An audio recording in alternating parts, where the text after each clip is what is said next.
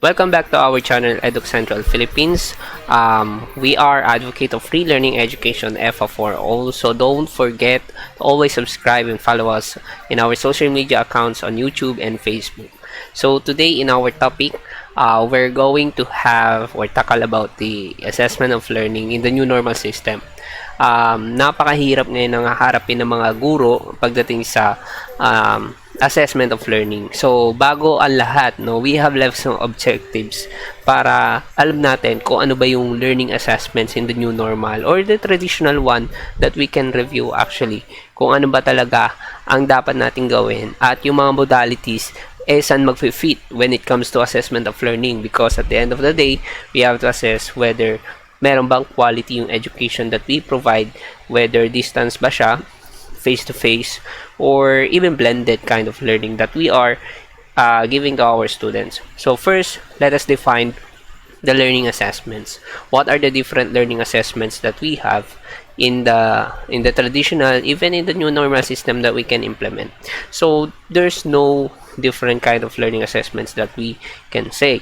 Pare-pareho lang po yan. So let us recall, para sa mga pre-service teachers natin, you have to prepare for this, for the next generation, for having this kind new normal setup. So stay tuned and watch always our recommendation as a teachers for the new kind of system that we are facing right now because of the pandemic. So hindi natin alam kung hanggang saan pa matatapos ng pandemic, but anyway, we have to face it, or we have to face the reality in the change of system that we are currently experiencing right now. So the next one is to distinguish the differences. Okay, so may pinagkaiba o maraming pinagkaiba yung tinatawag nating assessment of learning. So we are going to provide examples, number 3, and how we're going to blend it to the new normal system. A new normal system, at the first, akala natin, no, it's only in the educational setup or system, but actually, yung new normal, so this is the new kind of setup that we are facing right now because of the pandemic. So next, defining what are the different assessment of learning. So number 1, we have assessment for learning. Take note of this. Assessment for learning. The definition of assessment for learning is that it enables the teachers to use information about the students' knowledge, understanding, and skills to inform their teaching. Teachers provide feedback to students about their learning and how to improve. So, based on the description, we will explain what is assessment for learning. Pero self-explanatory po, no? Makikita natin na in Tagalog, si teacher has this kind of feedback system sa students with regards to their learning progress. Okay? So, assessment for learning. So, it provides feedback sa mga students natin na nag-aaral. But we can give examples on the next slide. So, laging tandaan that teachers use information about students, knowledge, understanding, skills to inform their teachers or kind of teaching. Like for example, kapag si teacher is having a lecture, no, maybe the lecture is not fitted to the certain topic which really do not understand or comprehend by the students because of the different kind of learning style that he is adopting or she is adopting, no, as a student. So meron siyang different learning style na kailangan i-address, so the teacher needs to provide feedback from the student about the learning progress, or how is the teacher going to improve his lectures, discussions to help out the students dun sa mga lessons na i-discuss ni teacher. So we have to consider the assessment for learning, the learning styles of the students. Lahat naman ng klaseng assessments, no, or whether instructional modalities, we have to always first consider yung learning style ng ating mga students. Number 2 is the assessment as learning. So the definition for assessment as learning: it involves students in the learning process where they monitor their own progress, ask questions, and practice their skills. Students use self-assessment and teacher feedback to reflect on their learning, consolidate their understanding, and work towards learning goals. So, meaning to say, the student is involved in the process and monitor their own progress. So, they also free to ask questions and practice their skills, no? It's learning by doing. They can be collaborative by nature or exploratory by nature itself, no? So, assessment as learning, as they learn, no? They are assessing themselves, no? As a students. And also, the teacher provides feedback and reflection to their learning and consolidate ika nga no, binubuo ni teacher yung understanding, work towards common goal. Like for example, addressing in the middle of the learning process the questions of the students. So that's the number 2, assessment as learning. So we have the number 3, assessment of learning. Assessment of learning is what we actually define as assist teachers to use evidence of student learning to assess the students' achievement against learning goals and standards. So usually assessment of learning is like an evidence of result of the learning assessment and evaluative composition ng achievement and goals na na-reach ng mga students based dun sa standards. Like for example, ito yung mga quarter exams, periodical exam, ano pa ba, yung mga chapter exams. So ito yung evaluative but like a formative examination, like a summative is a formative examination as well. And these are basically used, no, to assess like a certain period of learning based on standards. We consider in this kind of assessment not only knowledge, no, gained by the students, but as well as time frame, no, per quarter, per chapter, per timetable or quiz, or per week, per day. So this includes formative assessment. Okay, so in our third slide, guys, so we have assessment for learning. So these are the examples of assessment for learning. These are trade or practical assessment, trade test or practical assessment. We have the seat work or hands-on assessment, hands-on activity for the students, and it also involves performance tasks like projects. And these assessments also consists of rubrics, self-reflection, descriptive feedback, provides motivation, room for growth, and set their own goals. So this kind of assessment for learning is intended for room for growth and setting the own goals of the students to improve their assessment. So it's like more of a collaborative learning together with the teachers, but it's always hand in hand, giving and sustaining the support, no, given by the teachers to our students while they are learning, no? So sinasabi nila they can always have self-reflection. Pwede rin yan sa assessment as learning, no? But basically, no, it provides always room for improvement para sa mga estudyante natin. Like the keyword, no, that we are referring is that the information of the students, kapag may kulang silang information, no, sa students, like pre-assessment, no, they can conduct teachers like pre-assessment, and then in the pre-assessment the teacher will have the prior knowledge pagdating dun sa targeted competencies that the teacher needs to teach, no, to prepare in his or her coming lectures or lessons, no. So these are easy tips para sa teachers not to be stressed, no, when it comes to the classroom setting already. Most actually effective ito sa mga pre-service teachers when they have their on-the-job training or practice teaching in the field, no. So they need to learn how we are going to make their assessment easy for them. So targeted, easy, and then planned, nakaplan siya. Next one is the assessment as learning.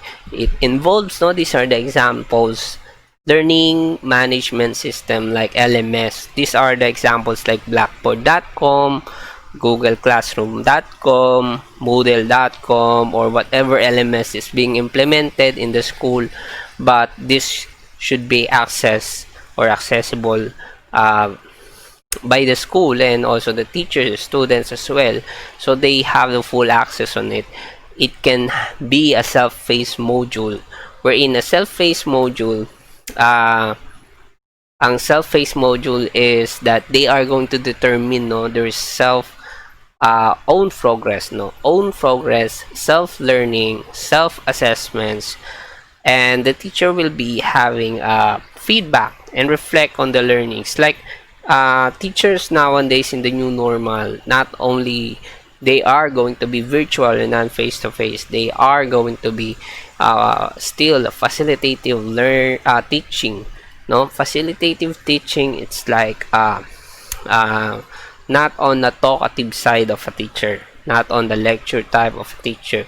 Like it's more on a given questions, and then and then analyzing the feedback of the students. No, it's not more on how they are going to answer all the questions of the students, like the knowledgeable one. No, that's not it for being the 21st century teacher, as categorized as facilitator of learning. When you facilitate, it's like you are a game master. It's like in a game that you know all the correct answers and you know all the wrong answers, and then you need to serve the feedback to the students after they are having a play or guessing the game, guessing the answers, and then you are the one who will correct them because you are the game master or facilitator of learning, since you are the teacher. So that's how you're going to be in the classroom, as well as it's either virtual or actual pa man yung mismong natin setup. So that's how we categorize 21st century teachers. So this assessment consists of rubrics, self-reflection, descriptive goals. Right? Yan, kagaya ng sinabi natin. And the third one is assessment of learning, which examples like quarterly exam, formative exam, summative examination. May nagtanong, sir, sa seat work, saan po ba mag-fall? If the seat work is consisted of formative examination seat work, like may mga seat work kasi like laboratory activities, like paperwork, seat works, like they need to answer and pass it. If this will be a short formative examination, it will fall under assessment of learning. But if this quiz is a self-reflective, lahat naman ng examination at the end of the examination or evaluation is self-reflective, is subject to self-reflection, or the scores. But if it is a quantitative analysis of the scores of the students, like I said, it can be measured through right or wrong answers of the students at the end of the examination. It will fall under assessment of learning. So these are basically the examples in the actual teaching. So good for evaluating summative quarterly examination competency or specific competencies that you have to evaluate as a teacher for your students, of course. So next, these are the assessment types and different purposes, purposes pala rather. So we have the diagnostic, it is basically used to identify current knowledge or misconceptions about the topic. Pre and post assessment, kapag nag-diagnostic examination kayo, like for example in a hospital, before you even in the emergency room, before anything else, you will be questioned why you have been in the emergency room, or why you have been rushed in the emergency room or hospital. They will be asking questions about your personal health, information. So that's diagnostic test or diagnostic information that they need to provide to self-assess the patient. In the classroom itself, it's the same. We self-assess the students whether they have the prior knowledge on a certain topic or lessons in the subject, like in the specific competencies to address very well or equip them with their lacking, no? Lacking, meaning to say, ito yung mga kakulangan nila when it comes to the subject matter that we need to fulfill. No, if we are going to help one child or another, we have to self or diagnose each and every one. So this is really important. Teachers are really blessed, no, if they are having this big effort of conducting pre-examinations with their students. Kahit personal diagnostic tests sa mga students nila, they are particular with the learning endeavor para sa mga students nila. Learning progress of their students from the very beginning. They work like in a systematic way of becoming a facilitator of learning, not just by being a teacher itself, but they actually follow the standard operating procedure of becoming a teacher. So number 2 is formative examination, used to provide feedback during instructional process. Is a good view of growth over time. So these are formative examples like short quizzes, like seat works, like quantitative examinations that you need to compile for you not to be able, sabi ko, you not to be able, ibig sabihin, you are compiling these instructional processes, instructional results, no? Results pala, rather. So, instructional result. So, like quizzes, etc. So, determine those progress and chart or learning progress of the students kung saan sila nag-vary, no? So, whenever they are getting high on certain topic, lows on certain topic, so you can immediately address, no, this kind of learning gap na tinatawag natin. So when it comes to summative examination, when you sum up the learning at the end of the instructional process, the teaching and learning process, you're going to assess the totality and mastery, including the performance and production level of the students. Okay, so that's the summative exam. So when it comes to summative examination, we cannot overall it around. So we have to set it like in the K-12 curriculum. We have written works, no? We have performance tasks, and we have summative examinations like quarter exams. It is categorized into 3, but totality, it is the composite of all learning in a certain quarter. So that's it po. So how to use the learning assessment types on distance learning education or blended or even homeschooling. This is a very timely topic for everyone, but actually you have to learn it very well when, where, and what to apply in the new normal system. So number 1, we have applicable modalities in the new normal system. Ano ba yung applicable modalities in the new normal system? We do not select, no, those which are not applicable to the learning environment sa school natin. Whatever it is, it will become a disaster for everyone else if you are going to insist which are not applicable to your learning environment, which will not follow the IATF guidelines and regulation. So even GCQ pa yan or MECQ, whatever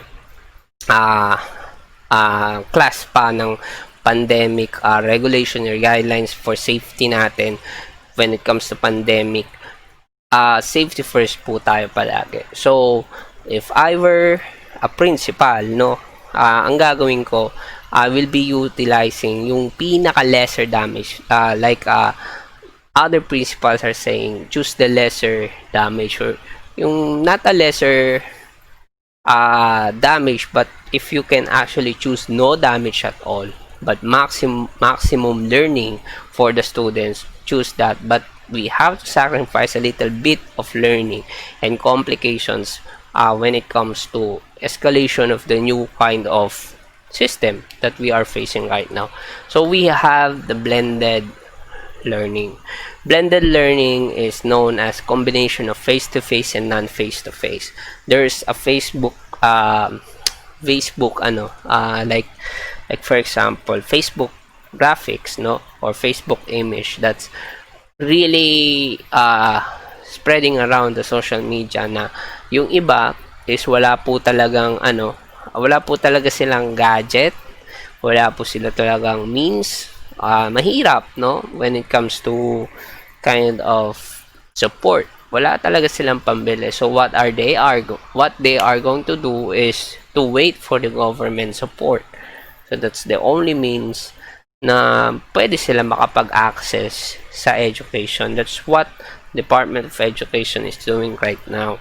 But hopefully,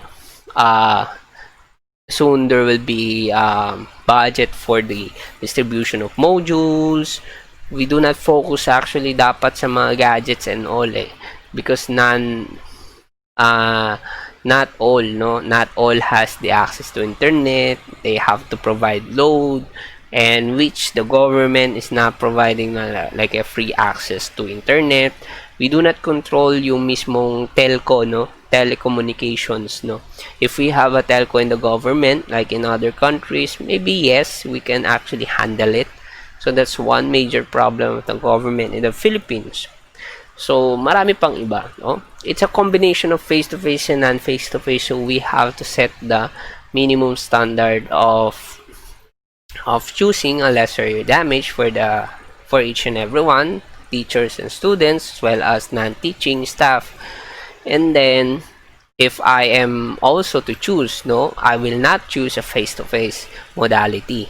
If may mga students tayo nearby places with their schools, but they can actually accommodate, and as well as those non-teaching personnel that's parang one step away lang sila sa schools nila, they can be there, and then they can provide modalities like yung modalities na sinasabi ko, find ways on how they are going to actually to secure, no, the safety of each and everyone else. Like for example, installing a drop box, no, a drop box of materials that they need to do, and also a sanitation area or sanitary room, no, pwede yun, no. So it's up to the school how they are going to create scheme on preventing the spread of virus.